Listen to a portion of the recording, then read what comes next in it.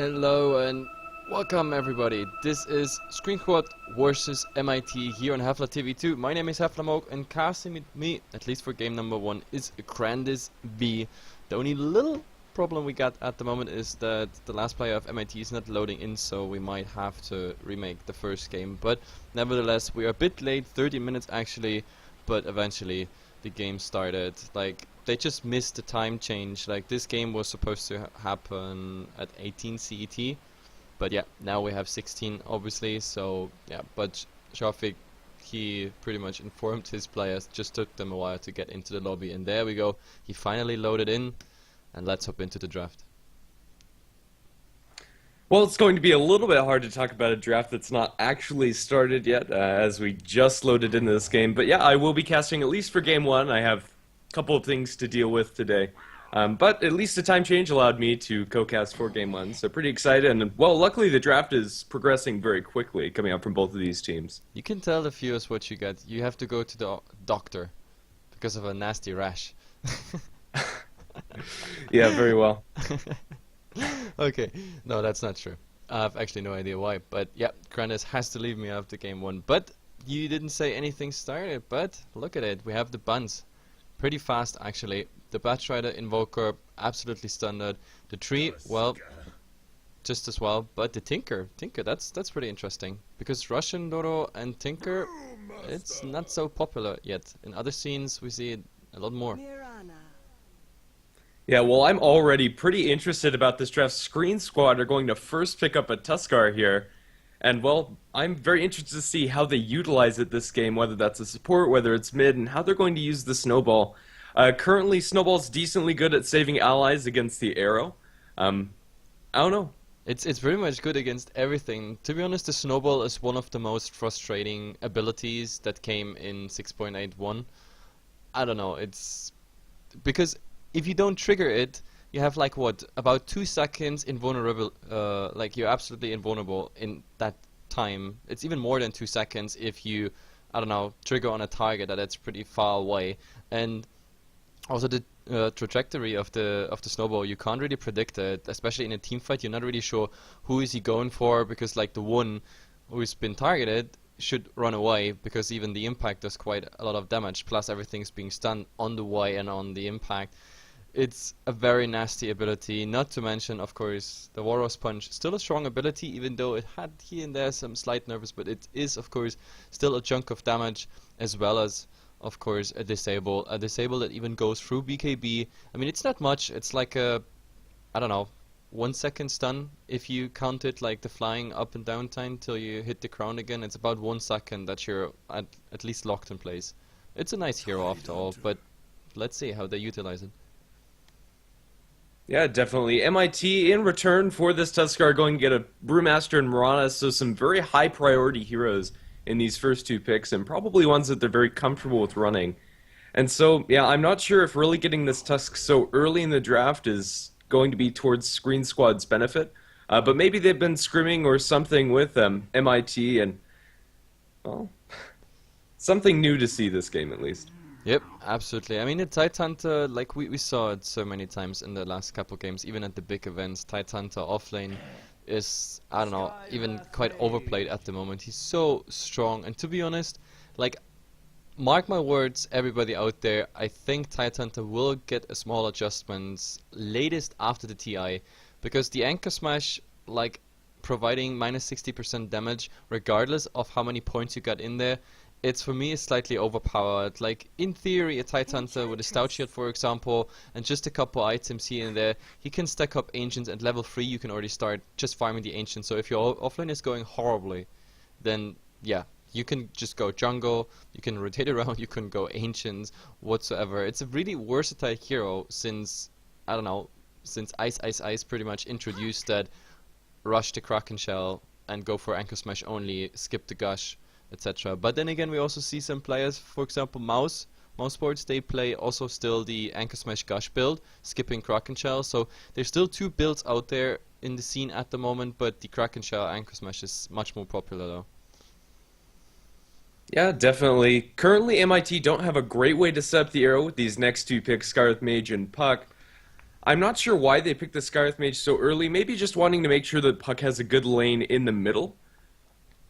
Hmm. Well, I mean, they have at least they have two slows, the Thunderclap, and of course the concussive shot, which makes it easier for the Mirana to get in there. The Puck Dream Coil well helps as well, but I definitely like the silence because we have the second source of silence. We have a stun, of course, with the Mirana, and we have the Brewmaster. Well, we have stun plus, of course, the Cyclone, which is another disable. So if you, I don't know, if you put everything on the table at the moment besides Ravage and the Snowball, Sqreen Squad can't really offer too much, and you have a lot against them. So if you just consider, I don't know, who's getting what, like Silence on the Tusk or the Tidehunter, that really hurts, especially if you can burst them down before Ravage comes, before Snowball comes, etc., etc. So let's see. I mean, at the moment, MIT draft is a lot of disabled. Then again, I'm missing the greedy core, because if that goes late and Sqreen Squad is gonna go for something greedy now in the 4th and 5th pick, then I don't know. I think they can go with it. And there we have a Wraith King. Not sure which support. Well, this must be core with the Enchantress, Tusk, Tidehunter. So this is a farming Wraith King. Yeah, so a very aggressive draft coming out from his Sqreen Squad. We'll have to see if this Wraith King's actually going to be able to get off to a good start and pick up those items early, but it looks like we're going to have a lot of clashes come the mid game. I don't know, I'm not sure who exactly I'm favoring. I think whoever gets the cleaner initiate's going to have the better time in these engagements. If Brewmaster or Tidehunter get their Blink Daggers, it's going to be whoever jumps first that gets the ability to control the fight. I mean, we have 3 heroes here on the pitch that need a Blink Dagger badly. That is, of course, the Brewmaster, the Puck, as well as the Tidehunter. Everything else is just fine. The Wraith King, well, when we talk about farming Wraith Kings, there is like, I don't know, it's a bit in favor for the dagger build. I mean, on a support Wraith King, sooner or later you're also gonna see a Blink Dagger happening. On the carry Wraith Kings, it depends on the team setup. I mean, they have the Gush here, they have the Snowball, they have the Ice Path, of course, Enchantress with additional slow as well. Wraith Fire Blast on top of it, so I don't think he necessarily needs a Blink Dagger. Then again, it's always good to have. It's nice for initiations, especially if you're in a farming position, you're very tanky. Let's see, I'm really curious how they play the Wraith King, because, I mean, if it's a traditional one, like in a support role, then we have Blink Dagger, Blade Mail, going in, dying, coming again. But, yeah, the farming Wraith King is played a bit differently. I'm looking forward how they do it. But yeah, we have to talk a bit about the buns. Like, look, Disruptor, Viper, OD, so they definitely want to take out, like, the Outworld Destroyer against the Panda or the Puck. That would be really a pain to play against them. The Disruptor, I definitely like it because Puck is really allergic against it, especially also the Mirana, like Leap Away, Orb Away, and then suddenly you find yourself against next to your heroes because of the Klims. And on the other side, well, they banned the Shadow Demon, that's the response to the Mirana, and Darkseer, Rubik. Okay, just two good support bans, but nothing really specific, because none of those are, I don't know, too great, except for the Rubik. I mean, the Rubik would be nice because he has an abundance of spells to steal. Primal Split, Moonlight Shadow, even the spells from Skyrath Mage, even though they're pretty hard to actually get because he can, I mean, he has 4 spells, so he can spam a lot. So getting the right one, the one you really want to, is pretty hard. But for the Puck as well, Dreamcore Steel would be nice. So yeah, the Rubik one, I can absolutely understand it. Yeah, and even on the other side, a lot of good spells to steal. Snowball, the Wraith King's done plenty of things for Rubik to take this game, so definitely makes sense that it's banned out. I'm curious to see how they're going to round out this draft. I think they're going to pick up another support, probably to set up the Mirana Arrow. Bane is in the pool, works decently well against the Wraith King, can disable him through BKB, and is good against those melee carries, so I think that would be a solid pickup for MIT to pick up here. But, I mean, if you pick up a Bane, then it's not greedy enough, in my opinion. Like, with a Wraith King and a tanky Tidehunter, a Chantress also transitioning into damage, then you only have the Brewmaster, which is nice into mid-game and everything. Mirana transitioning into damage, yes, but where is then the rest of the damage? And yeah, the Lifestealer is. So we have an Infest Bomb coming. That Infest Bomb is possible, of course, with the Puck, Blink Dagger Initiation, Infest out, Waning Rift, that's a lot of damage. Also the Brewmaster able to carry the Lifestealer, and on the other side we have a Shadow Fiend. So this is our mid, the Wraith King in a dual lane, I guess, and Tidehunter off lane. That's definitely interesting. Yeah, I don't know. A lot is going to rest on this Mirana and Sqreen mage to be able to make something happen around the map early, especially with this Mirana not having a solid setup in any of these lanes to get the arrows. They're pretty much going to be blind. And if Screen Squad set up some good wards, they probably shouldn't get caught out by these Mirana ganks, but we'll have to see how they're going to execute. Yep, absolutely. And well, let's see what we got here on the Dire side. We have, of course, oh my god, Sharfik, of course, the guy that most of the people know. Then Unstop here on the Mirana and stand-in, but he's not actually stand-in because he said something about his account being hacked or so, that's why he's not with the original name, but I'm not sure if he's still a stand-in, as in, wait, he said Myu, like MYU is his original name. But anyway, then he Mr. Chairface chipping there on the Naix, and who did I forget? Oh yeah, of course, Toxic here on the Brewmaster. Well, it looks like we're going to have just a standoff here. Nobody's going any aggressive movement, so I'll go ahead and introduce the Radiant team. This Sqreen squad. Sqreen himself playing on the Tux, Axmo on the Wraith King, Slander on the Enchantress. Shadow Fiend will be taken up by Necromon, and that will leave Tidehunter played by Wet God. Yep. Hey, and you forgot Int on the Tusk. Oh no, that's Sqreen. Yeah, that's Sqreen. Yeah. Yeah, there we got all together. But yeah, it seems like none of them is really interested in being aggressive. They're just guarding the rune at the moment. But I don't know, they're not spotted out by this one yet. If they would go a step forward, yes, then the ward would see them. And now the Sqreen Mage, that's dangerous. Oh my god, there's a look snowball. They're not going to throw it out. They're going to start out with the Wraith King stun. There's the Ice Shards to keep him locked in place. Oh, he's getting body blocked by his own illusions. Will the right clicks be there? And they will. Sqreen draws the first blood there. Absolutely, beautifully done. I mean, getting the first blood here, right at the rune. They were expecting that the rune... I know, it was a bit of gamble. If the rune wasn't top, then this would not have been a first blood, but... Either way, nice start, of course, for Sqreen Squad, so they just go back to the lane with a nice chunk of XP, and of course the gold from the first blood, so that's definitely a good start they want to go for. The laning is definitely interesting. Who do you think will win? Tidehunter versus Brewmaster? I mean, both going sooner or later, I think, for bottling up here. I mean, the Tidehunter, I'm not sure if he needs it. The Brewmaster definitely needs it. Oh, do they go for Axie? No. I don't know. In the bottom lane, I would say that Tidehunter's a little bit favored, but on the same token, both of them should be able to farm at least. Yep. What I really like is at the moment, like Slander and Sqreen here doing like joint venture through the enemy jungle. It's just amazing. Like this way, the Tusk actually gets some XP, and they need both level 2 pretty much. Like Slander is even going away, so the Tusk is getting level 2, so he doesn't soak up the XP. That's definitely interesting because now we're talking about a snowball. So the snowball coming. I'm not sure though if they get a kill. The Sqreen Mage, of course, a very squishy target, and look at it, he gets already a lot of damage. There is...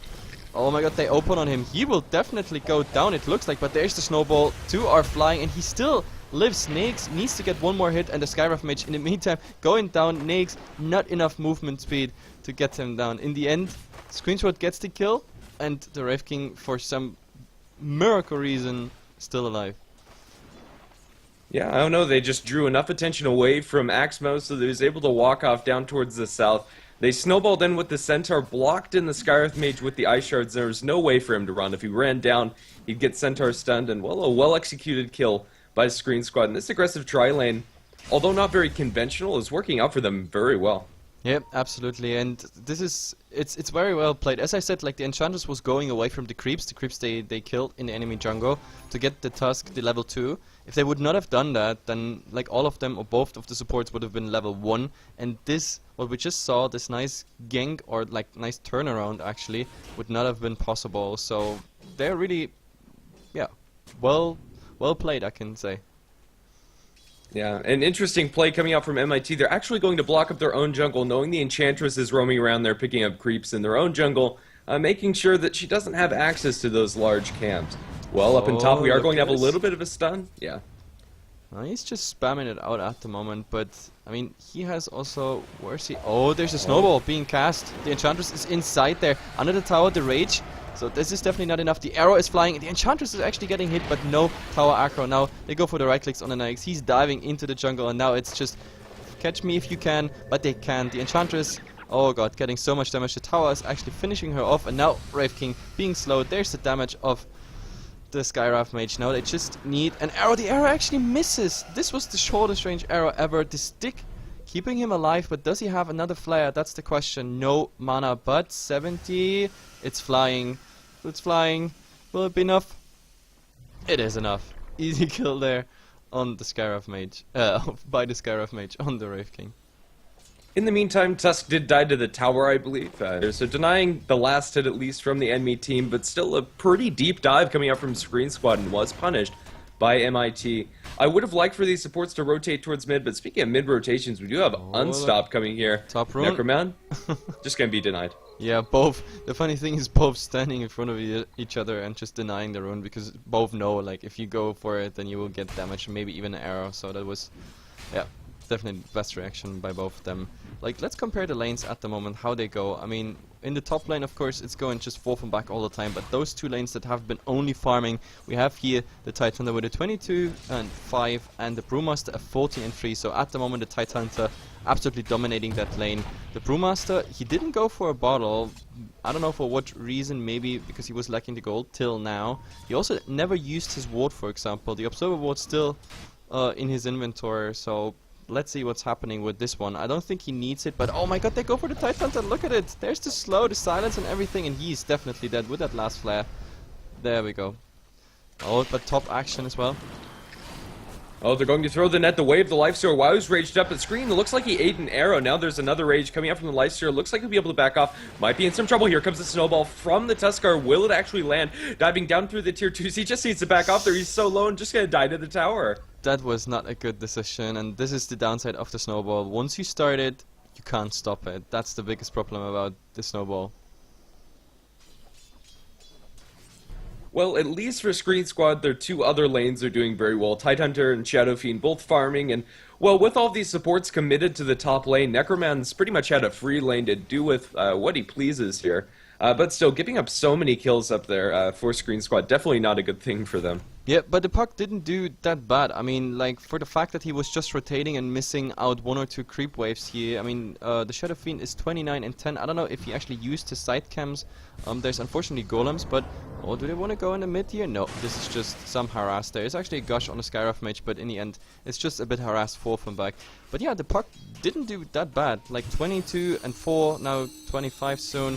So yeah, he actually can keep up with the Shadow Fiend for the time being at least. Let's see when he rotates into the mid camps, because then the flash farm will start.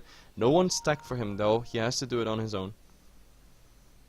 Yeah, but he also got mud golems, so it'll take him a little bit longer to clean up here in his own jungle, and wasn't able to stack that, unfortunately for him.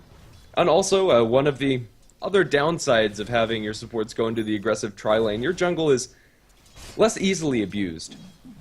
Yep. Absolutely. I mean, the Radiant jungle at the moment is absolutely not used at all, and in the Dire jungle it's crawling like heroes everywhere. And it's actually quite funny how MIT like turned this around. Like, the scoreboard is not really representing what happened, because the initiative was on Sqreen Squad, but with, I don't know, a little overextension spiced with, I don't know, very confident on snowball, etc. It's not really working. Oh my god, this is a very long arrow here on the Tusk, but there's a stun on the Mirana, but yeah, Tusk is going down, another Wraith King. In a very awkward position, because yeah, there is the slow, so the Naix just has to, yep, get up there. Is there interrupt? No, they don't even need it. He's down. This is 2 and 7 for MIT. Yeah, they did lose the tier 1 tower in the midst of all of that, but too many kills going in the way of MIT. Definitely not worth it for Sqreen Squad. And well, taking that tier 1 tower, I guess, is a nice infusion of gold for Sqreen Squad, but is it really enough? They're going to throw a concussive shot to wave the Shadow Fiend. He might get cut out, he's going to be silenced up, the arrow's going to land, and he's just going to be blown up. Oh, nice. That arrow, that really made sure. I mean, he was turning around for some nice races that would have been a lot of damage, and maybe the Tusk could have done anything with it. I mean, level 2 ice shards doing, I mean, at least some damage, especially if like 2 heroes getting hit and they snowball directly on top of it. The problem with Sqreen Squad at the moment is that they play like the Wraith King would be already level 6. Like, the plays we saw is, you know, very confident, like really, like you have a second life, you know, somewhere. But you don't have it yet. He is level 5, but with this creep wave he's gonna be level 6, so at least this is gonna change. The next dives are at least backed up by the reincarnation of the Wraith King. Nevertheless, 6 kills advantage for MIT here in the 9th minute, and let's see how this goes. I think the Tidehunter is the next target here. The Sqreen Mage, he did a lot of work this game already, and he's also soon level 6. With this creep wave, pretty much he's level 6, and then Primal Split, plus of course his ultimate, that could be very, very nice. And in the absence of the Tidehunter, Toxic Kid, he does have the ultimate available, and now they're going to start snowballing in. They're going onto the Sqreen Mage. He's gushed up. He's going to throw the concussion shot to not much avail. It looks like he will die in the end. But the Brewmaster Split's coming through, and now we have the puck backup. He drops a Dream Coil on 2. Tidehunter still in the air, doesn't have the Ravage to throw. He's not going to use it, however. They're going to lose the Enchantress. There's the Ravage, going to land on a lot of heroes, but Tidehunter, or rather Brewmaster, doesn't really care. He's going to miss the clap onto the Tusk, going to throw his charge. Not the best spell to retreat with, and then he will be crit down by Toxic Kid. A double kill for him. Yep, that was actually even close here by the Brewmaster, because he missed his... Oh god, there's a nice stun here on the Wraith King, so they can't pursue him. So this rotation of the Wraith King, absolutely in vain. Nevertheless, like, this is... I don't know, the Brewmaster made a small mistake there, but then again, Primal Split, like, the Tidehunter did the right thing, at least for the time being. He was trying to wait with the Ravage till the Brewmaster comes out, but he was already well aware of the fact that the Tusk won't survive the full duration of the Primal, so he was at least trying to get a kill, and I actually thought maybe even the Tusk can turn around under the tower, but yeah, Brewmaster there with the guaranteed crit he had there, it's just, yeah, just knocked him away. Yep, well, for a support Tuskar at least, this is a fairly interesting build. Going for the phase boots early, he's going to be very mana starved this game without the arcanes available to him. Yeah, arcanes or bottle, like, we have different sort of builds. The problem is, like, when it comes to Tusk, we can't really talk about the pro scene, because he hasn't been that often utilized, also not by tier 1 teams.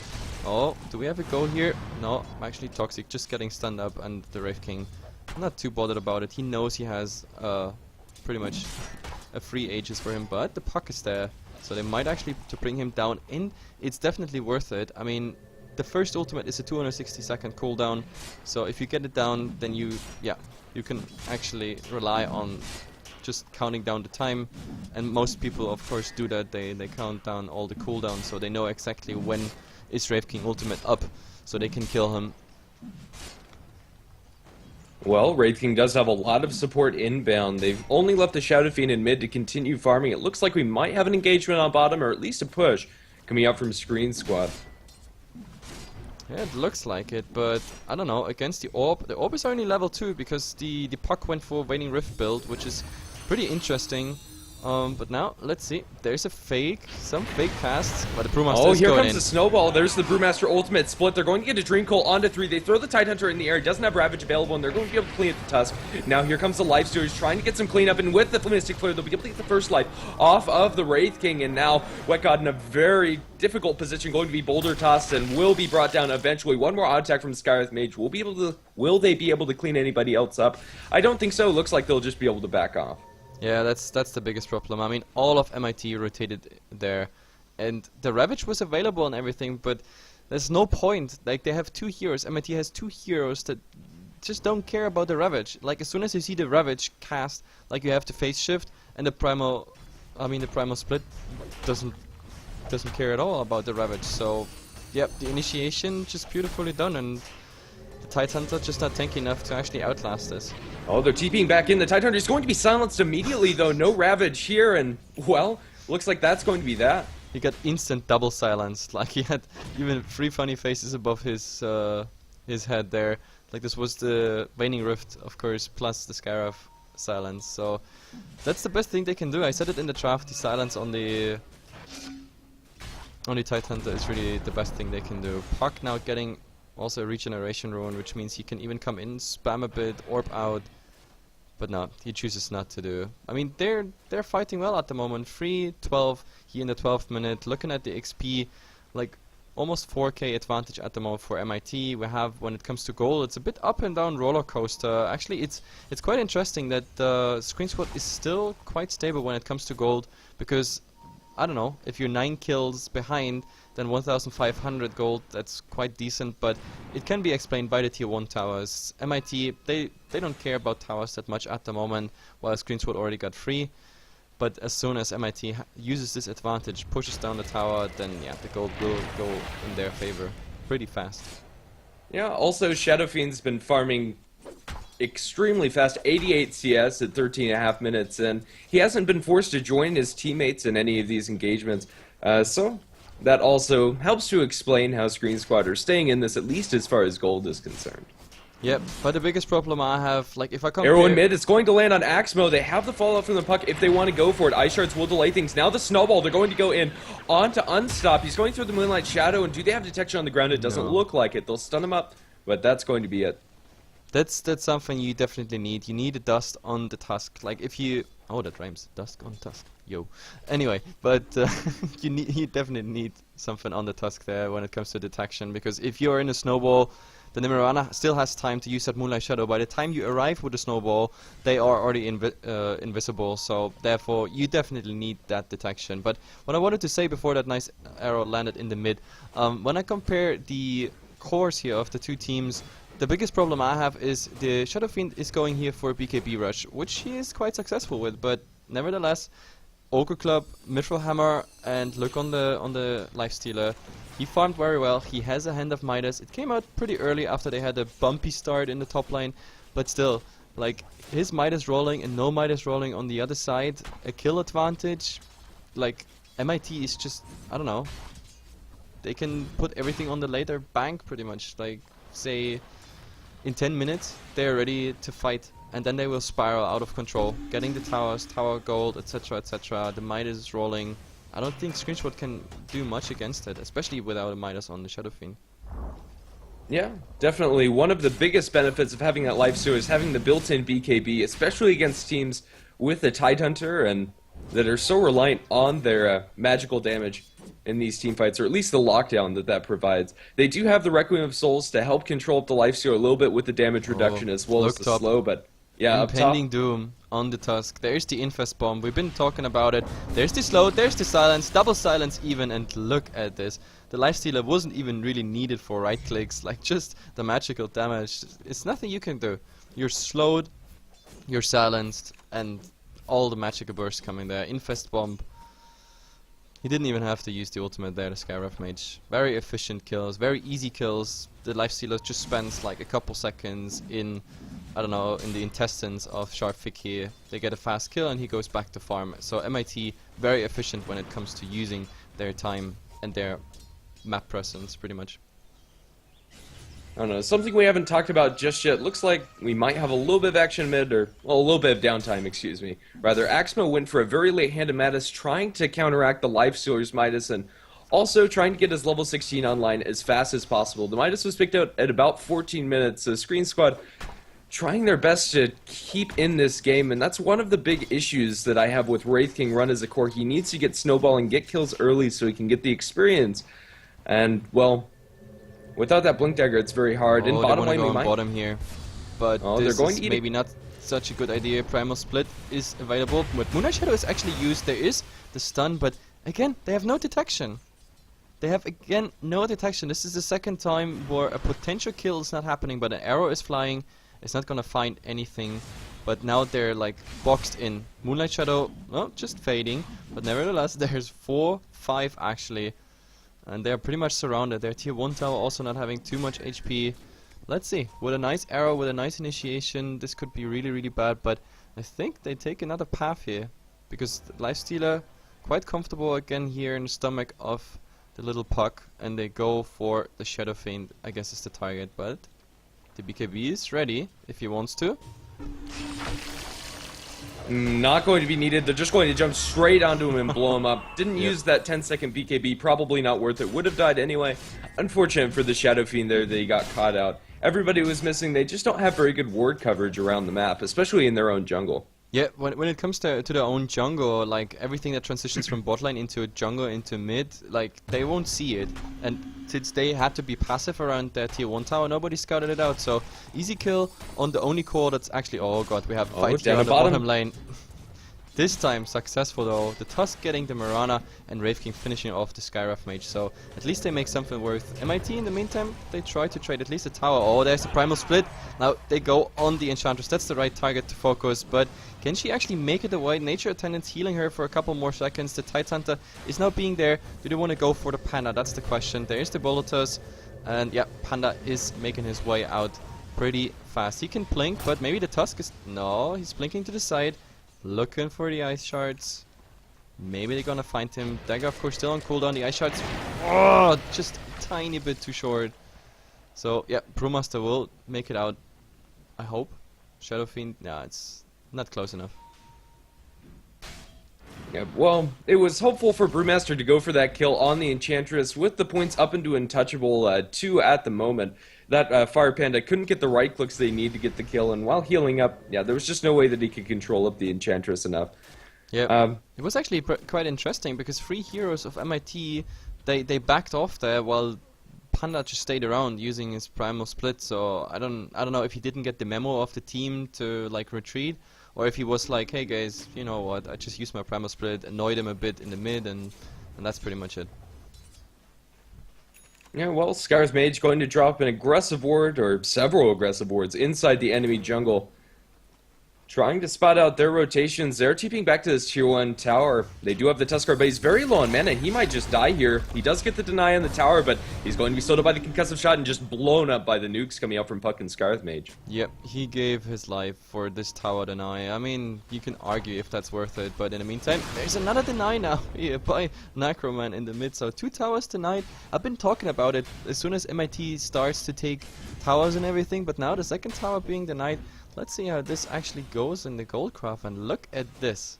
Look at this. We have pretty much a 0-0 Goldcraft, absolutely nullified, and as soon as this updates, I think it still goes slightly in favor of MIT because they still get some gold off those towers, but let's see. When it comes to experience though, 5,000 already for MIT, and with this Roshan, it's not gonna get any better for Sqreen Squad. They are 10 kills still behind, and I don't see anything more happening, but at least we have the Blink Deck initiation now on the Wraith King, so let's see if they can make something happen before all the silences and initiations come out by MIT. But the problem is they just have so much backup. Even if you get a nice initiation on anyone, like the Brewmaster, like getting him down in time will be very hard, and there's also the Puck. That's 1 silence. Sqreen Mage is 2nd silence. The Lifestealer doesn't care because he's raging up, and also an arrow waiting for you, as well as of course the Moonlight Shadow. I like MIT's draft more and more, the more I see it actually being realized on this, I don't know, matchup. Yeah, definitely. I think Sqreen Squad, they went for that Tuskar a little too early. They tried to be very aggressive early on, but just didn't pan out for them. They dove behind the tower, lost a lot of kills early on, and that was pretty much all of the gas out of their tank. They needed just a little bit more in order to come back into this game. But with the Shadow Fiend, they have been able to farm decently. And also Wraith King with the Midas online, and well, actually a very interesting item pickup next for him. He has an Oblivion Staff. Is that a refresher on Axmo? Yeah, and look, Shafik here already on the hunt, and well, the question is, does he find anything? At the moment, 3 of them are pushing, or at least trying to go for the tier 2, but that's not a good idea because there is a Wraith King waiting, as well as of course the Tusk. And Sharfik still looking for something, but I think the Naix is gonna come out now saying here, hey guys, I wanna farm, I'm losing too much time, because right now he's more than a minute in Shafik's intestines, and that's a lot of time he loses, as well as Shafik being scouted out here by the creeps. They know exactly where they are, and there are the pings. The blue ping is already saying, hey, Shafik is somewhere here, probably with the Lifestealer inside. Not a good idea, but a haste rune. Maybe that's the initiation they are looking for. Well, for now, we're just kind of waiting in the trees. Toxic Kid has found himself a cubby hole with that Blink Dagger available, as well as Aghanim Scepter finished on him. Seeing to get this initiation, Axmo is a little bit aggressive. He does have the ultimate, so it is dissuading MIT from going, at least for now. Yep. And there's an arrow flying. Oh, he's going to blink. Oh, both. One is dodging the arrow, but they actually go in. Oh, there goes the Ravage. Before Toxic Kid was able to get the ultimate off, now he's going to be able to get it. There is the Necroman Requiem of Souls being channeled up on the backlines. It looks like they're going to lose the ultimate on Axmo. Aegis dropped by Lifestealer. Puck also died in the backlines of that fight. They're focusing down all of these pandas. The Earth Panda, the only survivor. And Necromon might actually die inside his ultimate form. He's going to stand up Necromon, but it looks like he will. Brewmaster going to be cleaned up. Ice Shards thrown out, not going to connect on anybody. They do have a snowball coming from very deep, and look at that snowball just going so fast with all of the heroes in. They're going to blink forward, and now they're going to be able to clean up this Scarab Mage. 3 heroes dead on the side of MIT. Looking for more, possibly Lifestealer just going to Rage TP out of there. No way to cancel. Yeah. Actually, the Walrus Punch was saved for that, and they'll be able to get through BKB. And now with the Ice Shards, blink forward by the Tidehunter, trying to catch him off, and now a secondary snowball. They'll be able to get the Shadow Fiend. I thought that Walrus Punch was already used, but such a low cooldown on that Walrus Punch, so he was able to cancel that. That was the perfect timing. It got like 2 seconds before he reached to the Lifestealer. It got ready again, and he had the mana for it with the stick charges he used there. So a nice punch there, like a punch with for a high value kill actually. Like the Lifestealer, of course, like he had to die there. If he escaped, it would have been not such a good team fight. But still, like wow, Sqreen Squad, like turning this around, killing the Panda in the Primer split. Like in the end, amazing fight. I did not expect this. I really expected more to happen. The Wraith King, well, he had his reincarnation back up, and everything worked out. Like him baiting in, and the rest being smoked behind him, and then just baiting under the tier 2 tower and doing the fight there. It was really nice. I liked it. Yeah, it was. Even though the kill score is still in favor of MIT, Sqreen Squad should be able to have at least a decent advantage. Mostly in their core heroes, Wraith King, Shadow Fiend, and Tidehunter sitting fairly comfortably at the top of the net worth chart. Their supports are falling decently far behind, but, well, Sqreen Squad, I don't know, I'd say that they have the advantage after that last team fight. Yep, absolutely. I mean, Sqreen Squad turned around the XP craft completely, even with the Roshan and everything on MIT's side, but they lost about 5k experience in the last 6 minutes. And when it comes to gold, look at this, 1000 advantage. MIT worked hard for this. It took them like, what, 19-20 minutes till they got this advantage, but, oh, they're looking at the Tidehunter here in the mid. Oh, the instant blink out. They are smoked, but Tidehunter, he felt that something is in the air. Something was not right. Too many missing. And yeah, smoke is running out. And there's also no infest bomb, and Sqreen Squad sticking now together. And I don't know if That's what I said in the draft, like Sqreen Squad when it comes to the very, very late game. Like you have a Shadow Fiend and a Wraith King, as well as a super tanky Tidehunter. I don't know, I think they have the better cards. So MIT, a lot of disable, nice start, nice turnarounds and everything, but I don't know, you don't want to go too late in this game. We're already looking at 25 minutes, and Sqreen Squad, let's see what they try to do with their smoke now.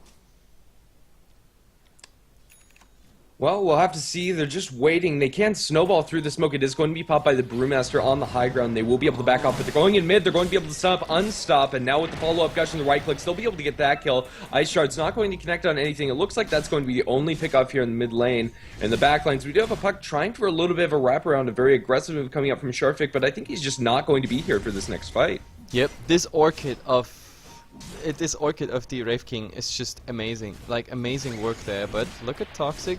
He's just gonna give a Drunken Haze in there, but yep, they pretty much gave up on the idea of defending this tier 2 tower. They want to wait for the Mirana. In the meantime, maybe Lifestealer is managing to do something, but he has to be careful because we saw it last time. Rage TP is not safe. If there's a Lich, or if there's, for example, oh, there's Ice Shards actually hitting, but he's using his Invi rune. But in the mid, another silence here. Well, just blink away from Axmo, putting that Orchid onto the Brewmaster, and, well, although an unconventional pick works very well at shutting down the Brewmaster and kind of solves the problem for Wraith King, at least the BKB problem, if he's able to get that jump onto the Brewmaster, they should be able to win a fight fairly convincingly, taking out the Brewmaster split from the team fights. Yep, absolutely, and Sharfik is looking for something. He might find the Enchantress there. He sees him, Waning Rift, Orb, oh, all the damage. There's even level 1 Dagon on top. That's the fastest kill in history. No, not quite, but still, like, very fast, very efficient. Lifestealer even finishing off some creeps here, and yep, back to normal business. I don't know. Although Lifestealer had a wonderful early start, his items at this point, he just really doesn't do all that much right-clicking damage. With Phase Drum's Yasha, or rather Sanjin Yasha, excuse me, he runs incredibly fast and can try to chase down these Green Squad heroes, but I don't know, without a Basher or something, he just doesn't do the damage. Oh, we Yep. might have a little bit of initiation out inside the Radiant jungle. Mirana's a little bit aggressively. I don't think Axmo has vision of her. No blinks forward from either team. But yeah, Mirana has to be careful because he cannot rely on his leap. With that Orchid on the Wraith King, he already died in mid because of that. Like, blink in, instant Orchid, instant stun.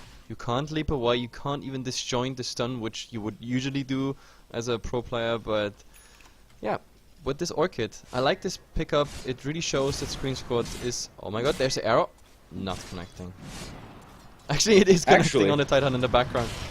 Oh, but a blink forward coming out from the Wraith King. He's going to need a couple of nukes in the Rod of Atos. Axmo's just not going anywhere, and they'll just be in a full headlong retreat coming out from MIT, waiting for the high ground before they defend. I didn't even see that Rod of Ados coming out yet. That's actually quite early one for Sqreen, but yeah, he's of course having a lot of gold simply for the fact that in the early stage of the game he gets so many kills. He was pretty much part of all the kills, if I'm not mistaken. Like, his assists should be the highest. He has 1 assist. What? He got all the kills, but apparently, yeah. I actually thought he was part of more, but at least in the start he was. Sharfik here. Oh, I thought the Titan is actually getting him. Now Sharfik is hiding here. It's a pretty risky spot he's in, and he's TPing out. There was Ice Shards actually looking for him, but they're not gonna find him. So in the end, also Sqreen Squad now sticking together. It's only 10-16 at the moment. So MIT lost a lot of what they had before. They really worked hard for it, but they lost it all. 2,500 experience for SS and 3,000 gold now for Sqreen Squad and climbing. But MIT, they're trying to change that. Look at it. Infest Bomb as well as Smoke. There's a nice ward coming out. And this is the next big team fight we're looking forward to. Oh, Blinky is going to get the silence as well as the Dream Cold, but now here comes the Requiem of Souls. It's being challenged up, doing a decent amount of damage. Here comes the split from the Brewmaster. He wasn't silenced up. The puck is very low. Not sure where he is in this fight. Slander going to eat a Sky Mage ultimate. Now the Arcane Bolt will get that kill. Wraith King rejoining the fight in the Infest. Coming out, or rather, Toxic Kid, excuse me, will be able to get the kill on the Shadow Fiend. Now they're looking for more. Silence up the Wraith King, trying to run away. Ultimate still on cooldown, but on the backlines, they're going for the Tidehunter canceled by the arrow, and they'll be able to blow him up. TP attempt coming out from Axmo, who'll be able to make it out. And with that smoke initiation, MIT going to take a convincing teamfight win. Sharfik somehow managed to stay alive during that. Yep, very, very convincing. Like, it was a bit luck as well, because they tried to do something on the Brewmaster. Also the arrow just flying in there. I think it didn't even connect on anything, but I don't know, it was very good. Like, this really paid out for them. Like, that was a super trade. Like, they didn't lose anything. This was the strike back they were looking for. And I don't know, the problem is still, again, like in these team fights, you need to be tanky enough to wait out, because that Ravage did nothing. Again, I don't know, was he silenced directly by the Sqreen mage? I mean, he was definitely silenced by Sharfik the first duration, but I don't know if he gets silenced directly after. But this Ravage came by the time 3 heroes were already dead. Also the Ravage just hitting 2. I don't know, it's just not working out at the moment with the Ravage. Yeah, definitely. Scar's Mage going to get a very aggressive ward behind the top tier 2 tower. Very interesting move coming out from him, but he will be able to TP back out to safety, so not going to get caught out there. By the way, there was even a courier involved. I just see that, like somewhere in that fight. Yeah, somewhere in that fight, someone had the courier on him and it died. So this was actually 4 kills and the bonus courier on top of it. I don't know if it died before items delivered or not, but well, it's definitely a huge slap in the face for Sqreen Squad at the moment, because they came back on a very bumpy start. It didn't really work out in the early game, and then MIT was farming well, doing nice counters, and the Sqreen mage and Puck, Infest Bombs, everything was doing so much work. But now with this team fight, it's looking dire again. Look at this. This is a roller coaster of a graph. Like, down from 2.5 to 5k now for MIT. Also, Roshan is respawned. Let's see if they want to get it. There's actually some scouting out already going on. Like, two little skeletons are inside, so they definitely know it. And there's a smoke gang. And MIT is a bit shattered at the moment. Too spread out. They can nuke down at least 1 or 2 targets. And there they find it. Oh, here we go with the ice shards on the backlines. The Walrus Punch. They're going to get the puck on the backlines. There goes the Ravage. We'll catch out two. Scarlet Mage might be the next target of choice after they clean up the Lifesteal or buyback from the puck. He has the Dream Pool available, and now TP away. They're just, or blink away, excuse me, from the Brewmaster. They're just going to get completely out of there. And, well, it seems whoever gets the cleaner initiation is the one who's going to win the fight with such a close game. Now, here comes the Dream Pool. Maybe. No, puck not going to jaunt to that Illusory Orb, but the blink in from the Brewmaster. He has the split available. Now Scarlet Mage ultimate on the backline. It's not really going to do all that much. Axmo falling low, but he still has his ultimate available. Now Necromon just focusing down these Brewmaster minions, and they'll be able to get one. Oh, they're still waiting on the Earth one. There's the Snowball coming out from the Tuskar. Not going to be able to catch anybody out. He drops a ward for Vision. Ice Shard's going to last on to Unstop. Doesn't have the leap available, and now another stun, the Walrus Punch. They'll be able to blow him up. And, well, they're still going. Blink forward from Axmo. They're looking for the Scarlet Mage kill in the enemy base. They're just never going to stop. TP in from the Brewmaster. Another stun. Snowball. And now they'll be able to get the Scarlet Mage, but it looks like they're going to be turned around on Axmo. And company went way too deep there. They're both going to die. And Toxic Kid picks up 2 kills on the backlines. And 2 Shadow gems. Fiend. Yeah, I'm not sure what they were doing. There's still a tier 2 tower there, and they're behind the tier 3s. Necromon does get an Aegis on a plus side for Sqreen Squad, but in the end, they gave away I don't know. there. That chase was, I don't know. Like for the lack of better words, it was super greedy and stupid at the same time. I have to say, like this was especially. I was like, by the time you were like, oh, they're still going, I was like, yeah, don't worry, the Wraith King has probably ultimate, just following. But then I clicked on the Wraith King and saw he has 30 seconds cooldown on his ultimate, and therefore this was a really stupid move. With the Wraith King, I don't know, being able to die there, tanking the tower, slowing down the targets, getting out after he comes back.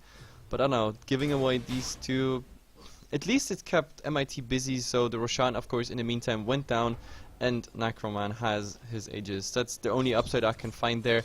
Nevertheless, Screensword had an awesome initiation. MIT had to spend, of course, the buyback on the puck, and he died again. Like, the initiation was just perfect. Like, the puck got obliterated in the first initiation, and even in the second initiation, they ended up in the Roche pit, where Necroman was just racing through. Everything went into the 2 targets in there. Plus, of course, they were almost able to even kill the Panda in his ultimate, which means there is a lot of damage, of course, on the Shadow Fiend. Like, only the Earth Spirit was missing with, like, I don't know, 50% HP or so. It's not looking too good for MIT in those fights. Yeah, I don't know. If Sqreen Squad would have just backed off, I think they would have convincingly won that. Giving up those kills isn't the biggest deal. I'd still say that they'd won, but this game is still incredibly close. No team has really breached, like, more than a 3,000 gold lead in this game, and experience is very similar. 5,000 I don't even need lead. the funny part is I don't even need to look at the graphs, because every time a team fight is happening, it spirals like up and down by like 3, 4, 5k experience and gold, and it's going just down. Oh, that was a fast, super fast kill by the Wraith King. It was Orchid plus stun, of course, a nice crit probably on Shafik, and this is now the open they are looking for. Like, they can go for the tier 2 tower. Do they contest? That's the question. Air to fly, there's a blink in from the Brewmaster, not going through with the split just yet. Here comes Necromon unwinding the ultimate, but nicely dodged, not going to do very much of anything, and now he's trying to focus down these pandas, taking too much damage. He's going to throw the Tide Hunter in the air. He has the ultimate, hasn't thrown it out just yet. Now another stun coming up from Wraith King. Axmo doing decent damage to his lifesteal, but he's just going to turn out. There's the Ravage, going to catch with the lifesteal to be able to get that kill. Stone throw towards Sqreen, and Sqreen falling decently low to these Necrominions, but he's going to snowball himself up to keep himself alive. Now the snowball throwing, I'm not sure where that snowball is actually going, to be honest, and now they'll be able to clean up the Brewmaster, and I believe that was a buyback spent by the Lifestealer as well. Yep. Lifestealer used his buyback there. In the end, Skinchwood not losing anyone here, getting the tier 2 tower, and MIT in trouble now. The Brewmaster is down. We have to look at the buybacks. Brewmaster has no buyback. He's like 1,100 gold short. That means perfect opening for Screenshot. Exactly what they need. It was like just the Orchid Silence on the Marana, but yeah, he didn't get the opening. Oh, Sharfik, he's going to get a 4-man Silence. Arrow to fall. It's going to land on Axmo. He has the ultimate available. They're going to drop a Scarlet Mage ultimate on top of him as well. Ice Shards going to land, and now they're just going to start chipping away at these range barracks. They should be able to take this at least. After this, they might want to decide to back, but honestly, I have no idea with this team. They're going to blink forward yet again onto this poor Scarlet Mage, and this time he will fall. One more mighty crit coming out from Axmo's sword, and they're going to be able to get the melee barracks as well. There's really nothing that the Lifestealer can do. More Ice Shards being thrown out And Nope. they're not leaving this base just yet. Looks like eventually they will back off. Yeah, MIT. Wait for Dream Oh. Coil onto 4, arrow to fly. Is it going to land? It will. Another silence only going to land on the Shadow Fiend. Here comes the Snowball, and Sharfik's way too deep there, and they'll be able to get the kill onto him. And well, with that, Sqreen Squad going to stay in the enemy base. Ice Shard's going to be disjointed by Unstop with a leap. Yeah, I think that was a big mistake. Like going for trying to get even more there. Like now Shafik is out with no way of coming back in that fight. MIT had the chance to like, oh, there's a nice arrow on the Titan, but I don't think they go for anything. Oh, they will. Again, Infest, they're going in with the Brewmaster. Does he have the split available? He does. Slander's falling decently low and killed an Necronomicon unit. He will die in the end. Snowball with 4 heroes in. Toxic Kid falling so quickly. Now the Shadow Fiend Requiem going to be unwound. Lifestealer trying to man fight up against Axmo, but he'll fall as well. And that's going to be GG, called out by MIT. I don't know, like they had the chance. Oh, there's even more action coming. The Skywrath Mage, like he's definitely going down. There's the silence on the Mirana, and yeah, the admin is faster. But either way, like I don't know, they had the chance to like just stay back, defend the other lanes as soon as the others are respawned. There was 15 seconds on the Lifestealer by the time Shafik went for that, I don't know, Waning Rift in plus Dream Coil. But since he got even there turnaround, that was one huge snowball. And no, I'm not talking about Tusk. Either way, guys, this is a best of 3, so this was just game number 1. My name is Heflatv, casting with me is Grandis who has to go now, unfortunately. Let's see if I find another co-caster here from the Heflatv crew, but either way, game number 2 will be up in just a second, so hang in there, some ads, a bit music, and we're back for game number 2 here in the best of 3 playoffs, Division 1-2 in the JDL. Be right back. Yep. Hopefully you'll stick around and watch the game. Thanks for watching.